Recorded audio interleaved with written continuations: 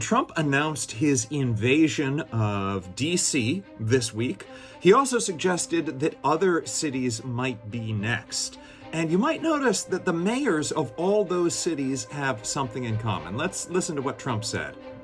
Very bad. You look at Chicago. Chicago. How bad it is. You look at Los Angeles, how bad it is. Los Angeles.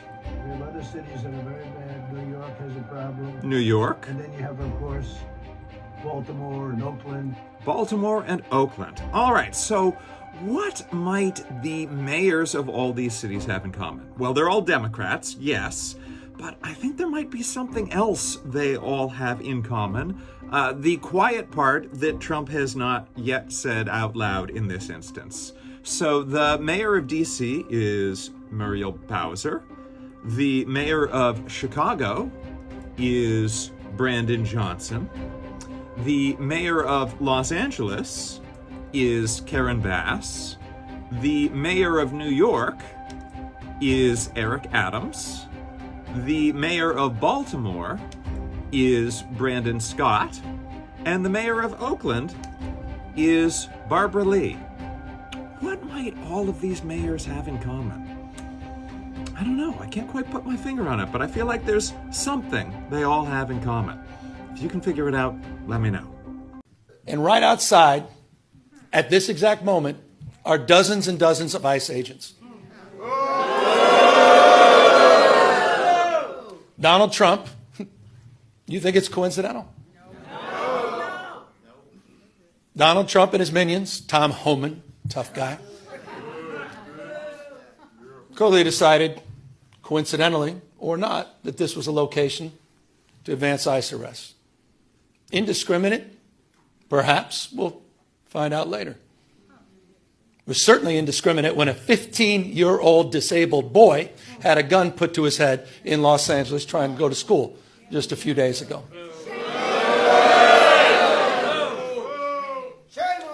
I met with it. I don't need to belabor this, except I want to level set. People are scared. People are fearful. You had a United States Senator that was thrown down to the ground in a federal building. Alex Padilla. J.D. Vance's name is Alex Padilla, not Jose Padilla. That's the Vice President of the United States. Over and over, Donald Trump has always proven to be one of the black or fascist person that hates other races other than white. It's all of us white people who are fervently fighting Trump's fascist takeover of this nation, and we should be, don't get me wrong. I believe we all owe an apology to the black community because they have actually been fighting this in their communities for 40 years. The brutal over-policing that came with the war on drugs that really laid the groundwork for what we're seeing right now with ICE. And the fear that's looming over us, the black community has lived under this. They have seen the dark underbelly of the American empire, obviously long before the war on drugs, slavery and Jim Crow, but they have watched it morph into this modern authoritarian police state and the mass incarceration. But for most white people, it's been out of sight, out of mind. I mean, these ICE raids don't look a whole lot different than the SWAT team raids on our inner cities in the 90s. So we're doing the right thing, fighting to keep this nation alive, don't get me wrong, but we're sort of the fair weather fans here. So we really need to give credit where credit is due and acknowledge the amazing resistance that the black community has put up for a very long time. He behaves as someone who is not only intimidated by black power and black leadership, he wants to do everything in his power to prevent it from fully being exercised. Black mayors of several Democratic cities across the U.S. are sounding the alarm on President Trump's threats to deploy the National Guard to their cities. When you walk down the street, you're going to see police or you're going to see FBI agents. We will bring in the military if it's needed. After deploying 800 National Guards in D.C. this week to curb crime, President Trump has specifically called out Baltimore, New York City, Oakland, California, and Chicago as cities that could be next. This despite all these cities seeing a decline in crime year over year. What exactly would happen if the president continues to have this unchecked power and he has National Guards in some of the biggest cities across the country? President Trump and his ilk have not accepted the results of the Civil War,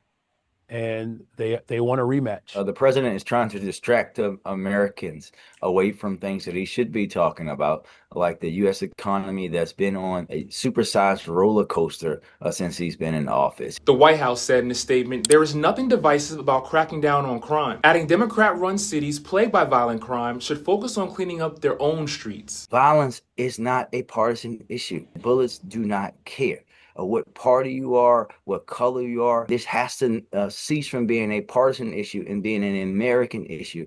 So recently, we know what happened. Donald Trump, when he made comment on live televisions about why he thinks he'll allow the migrants back to America, back to work in those farmland. So the guy highlighted that, he wanted people in the inner city or inner states to actually work in those fields. But these people, they don't work in the field. And to make matters worse, he said he doesn't care when the other race, the Hispanic, the Mexican, those migrants that work in the field, if they get hurt or if they die. Why I'm saying this is that when he was giving his long unnecessary speech, he talked about, when these people, they break back, they die. It means that this guy, it's there are kind of way where these American farmers treat these migrants who work in the field. They treat them like nothing. They treat them like people who have just come to earn and die. And I've watched this video if you watched this video that I've lighted, is that Donald Trump had the blacks, because as it was highlighted, those cities whose actually Donald Trump said they are going to send military next to try to clean the American city, the American DC, out of gangs, out of people using drug. Basically, all these are black cities.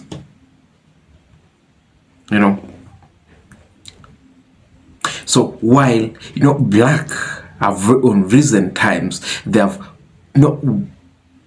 not been involved in many issues.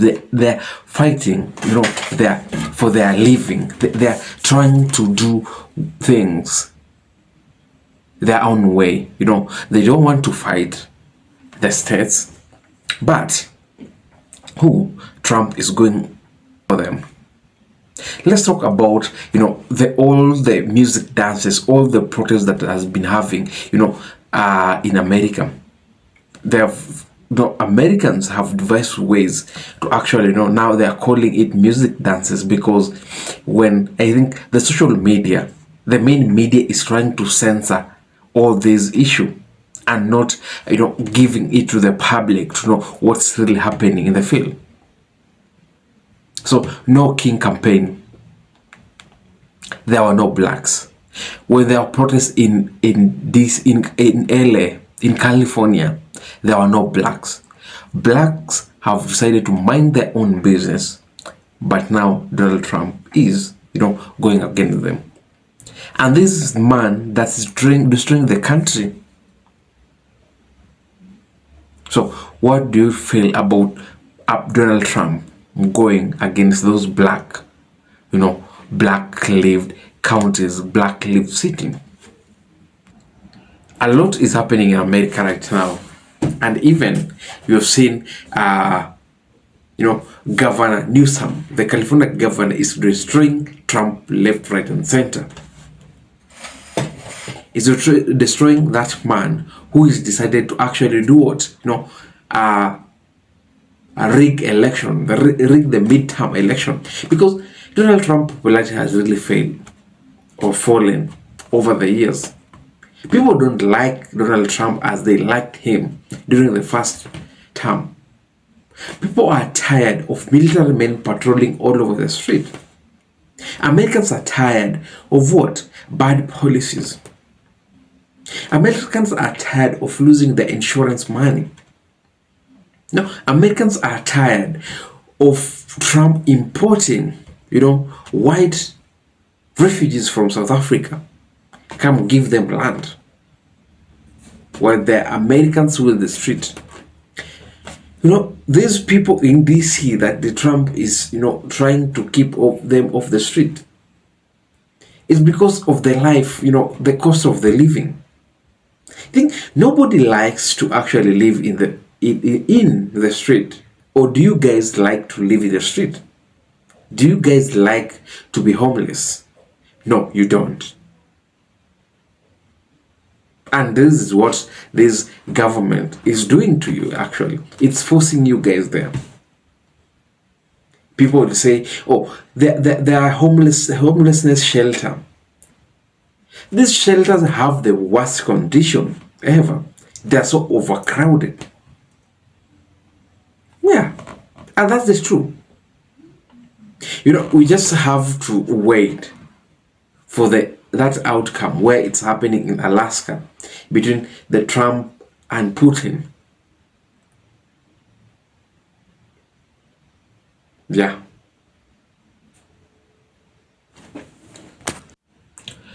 While people are considering not nominating Donald Trump for Nobel Peace Prizes,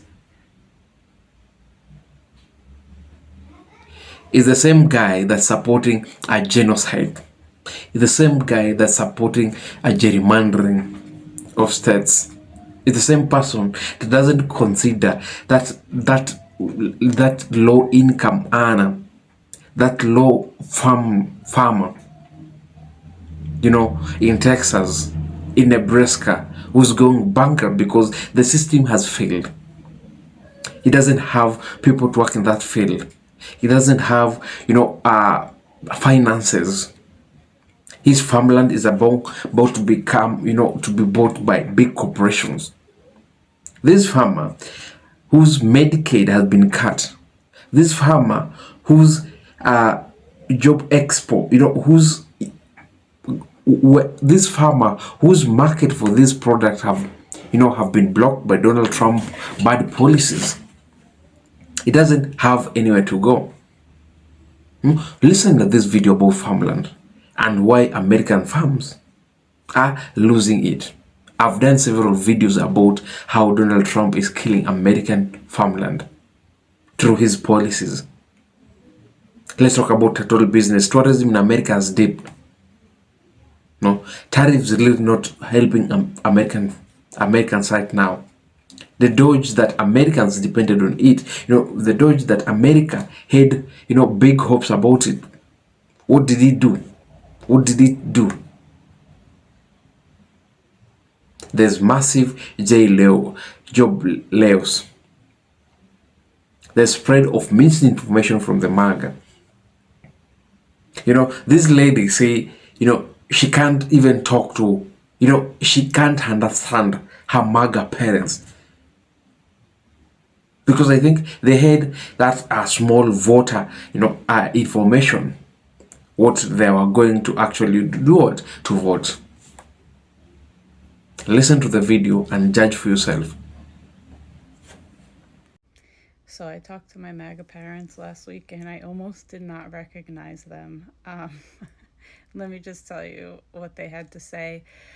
My mom just suddenly brought up ICE and we don't talk about these things, very much because I actually can't really handle talking to them, especially lately. Like, it's been a long time since we actually spoke and I was a little nervous about, what do they think about all this crazy shit that's going on? Like, wow. So she brought up ICE, and she started saying how she doesn't understand why they're not helping people get citizenship that have been here. Why aren't they helping them? Why is the process so hard for them? Like, it doesn't make any sense. And I was like, right, yeah, I know, it doesn't make any sense. And then she was like, this person that I know, they have a business and they had someone working for them for 20 years and he's a good guy, and, he's been trying to get a citizenship, but it's like, it's too difficult and like traumatizing for him to continue to try, all this stuff. And she said that ICE went to this person's farm and they took him, and she can't believe it, and she's so upset, and she thought they were going to take the worst of the worst. And how this is not what they're doing, and this is not what they said they were going to do. And she was just really distraught to see the way people are being treated that she thinks are good people. And I was just like, oh my God, thank God she's just, not just okay with it or cheering it on. My God, and my dad in the background said, Trump's going too far. He's going too far. And I'm like, oh my God, thank you. And like, some of the time when they were talking, I'm thinking, these people sound like fucking Democrats or liberals. Like they don't. And then at one point I was like, oh my God, they're woke. Oh my God. And so I said, Ma, do you realize that there's a camp over here in the Everglades, and they're just taking people, and they're not giving people any kind of trial, or like, do you realize that? And she was like, well, I know. And I was like, do you know that there's just tents and cages inside the tents, and like that it's already flooded and it's hurricane season, and they're only feeding them one meal a day? She's like, what do you mean tents? I didn't know that. And I was just like, yeah, Ma. And I was telling her, as a queer person, it does not feel very safe to live here in Florida, but also in the United States. Like, I don't even recognize this country that I love and I grew up in, and it's going down such a bad path. And I asked her, did you know that they got rid of the hotline for LGBTQIA plus people to call when they can't take it anymore? Do you realize they got rid of that? Why would they get rid of a hotline like that? Because they don't want us here. They don't care. Like, and she's like, she couldn't believe that. And then I told her, I was really heartbroken on January 20th when I suddenly could be, fired from a job just because of who I love. Who gives a shit, first of all? But like, just because of that. And at that time she was like, that's not true. But so that was really hurtful. But I told her, these are things that are real and that are happening, and you don't realize because you're not in the community. She's like, well, I don't really hear about those things. Do you know anyone that like had to leave? And I said, yes, I do. I know people that have like fled the state, especially trans people, because they're not fucking safe. And she was really sorry and sad to hear that. So that was a relief. So then she starts to tell me that she was reading that in, I think she said 1776. This isn't right. But anyway, that, they ended slavery and they didn't even tell people in certain areas, and they just kept on, doing what they were doing. And she couldn't believe it. She thought it was, and I'm like, I know. Yeah, that is fucking terrible, isn't it? She's like, well, that's what Juneteenth is. And I was like, I know. And, before I've heard people say like, oh, why do we have to celebrate Juneteenth?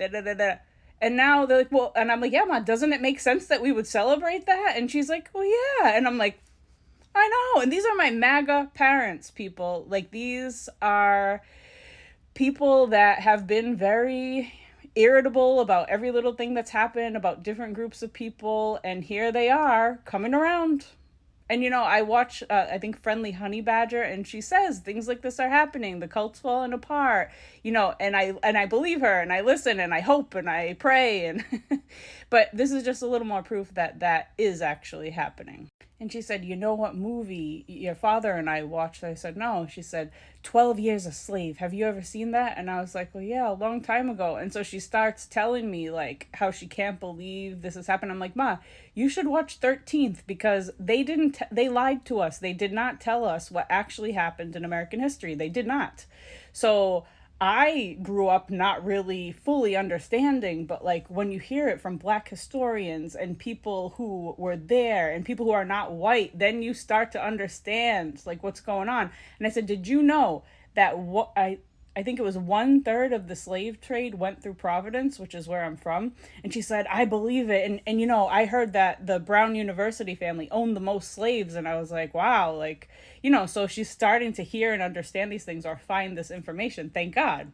And so I asked her if she heard about the new bill that was signed about, you know, homeless and people with mental illness, that they can just take them and institutionalize them. And first of all, I made sure not to say, did you hear what Trump did? Trump, da da da da. Like, I just said, did you hear what they did? Did you hear the bill they signed? Like, you know, using language that doesn't accuse him, right? Because you know how cults are. But anyway, so I asked her if she had heard about this bill, and she said, what? No, what do you mean institutionalize them? Does that mean they're going to help them? Does that mean they're going to... And I'm like, help? No, that's not what it means, Mom.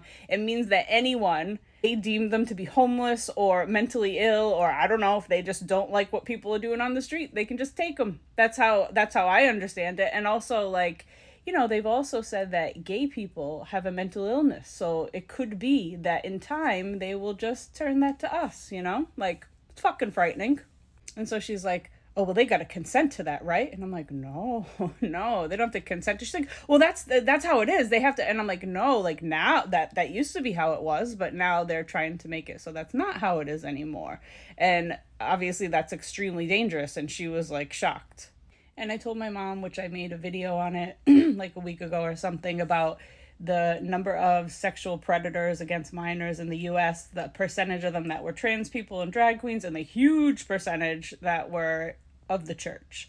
And so she was saying how, like, you know, she doesn't think it's like because gay people are the people that would abuse children, or that, you know, someone's hiding behind the cloth and they're really gay and they're a pedophile. Like, that being a pedophile or a predator does not have anything to do with being gay or straight. Like, it's just the type of person that you are. And I'm like, well, yes, of course. Thank you. You know, it's just such a fucking relief to hear this. Like, I couldn't even speak to them after the election for months. I haven't spoken to them much since then. Like, I can't handle it to know what's going on. And like that I think that they're like okay with it, you know? And she was saying that she thinks there's more people that are good, and that she can't believe the majority of people would feel this way or think this way. And I said, well, the people that are not are the ones that are loud, and they're the ones that have a plan. And she like doesn't believe, she didn't hear about Project 2025. She, like, you know, they're not telling people the truth. So people that are MAGAs or are like supposedly in support of him, they don't really know what he's fully doing because they lie to them, you know?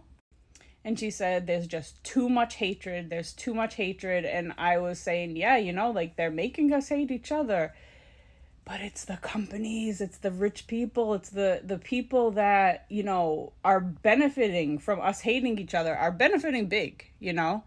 And so I just wanted to share this because, like, I was fucking blown away. I can't believe what I've heard my parents say. And thank God, my God, I felt such relief. My body felt calmer. I wasn't like, you know, just like, oh God, it's just been so fucking stressful. And to hear them like have turned something around or have some new views or have some new information was such a fucking relief. And I hope that we see this more and more. And I hope that for your family and your friends, and people are fucking waking up. If my parents opened an eye up and they can see some shit, people are waking up.